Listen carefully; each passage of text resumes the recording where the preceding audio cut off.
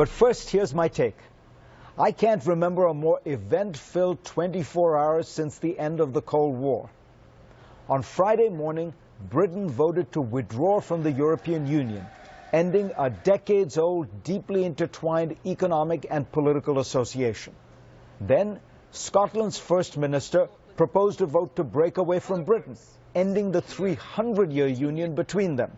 The leaders in Northern Ireland floated a similar idea. Meanwhile, the British Prime Minister announced that he would resign.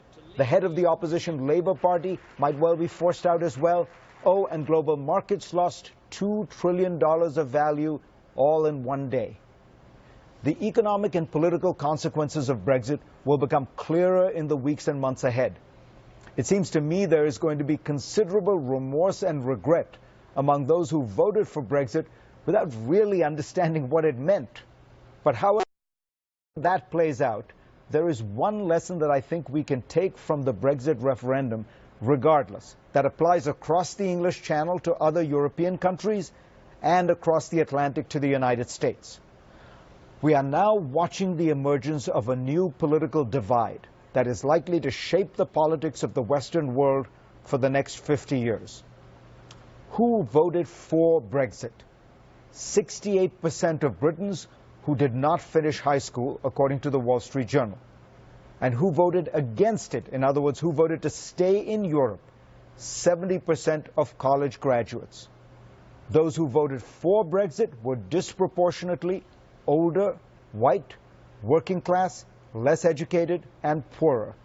Those who voted to remain in Europe were younger, ethnically diverse, better educated, and better off.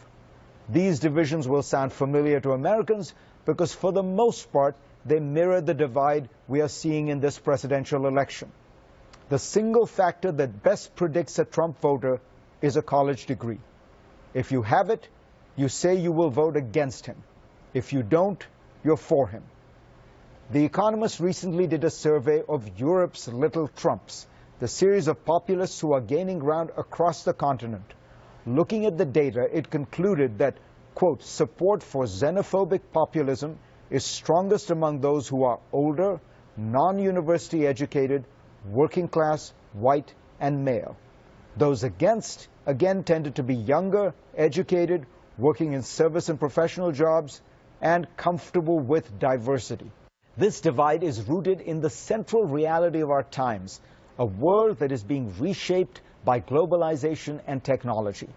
These forces produce enormous advances, but also enormous disruptions, rendering obsolete companies, indeed entire industries, within just years. But it's not just about economics. The most disruptive element of all has turned out to be not the free and fast movement of goods, services, and information, but people.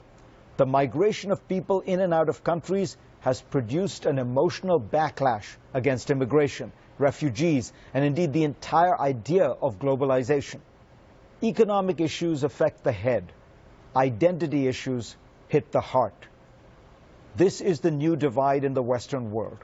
On the one hand, there will be those who view an open world, globalization and technological change, as broadly beneficial. And there are others who regard these same forces as threatening and destructive. The latter want to have protections of various kinds, increased sovereignty, tariffs, border controls, to make their countries great again. Parties that now contain elements of both will have internal conflicts, as is happening with Britain's Tories and the Republican Party in the United States. Donald Trump, for example, would like to remake the Republicans into a populist, protectionist, nationalist, and xenophobic party. Whether or not he succeeds, his compatriots in Britain won a big battle on Friday. But the larger struggle will go on, and the new politics of our age will not be left versus right, but open versus closed.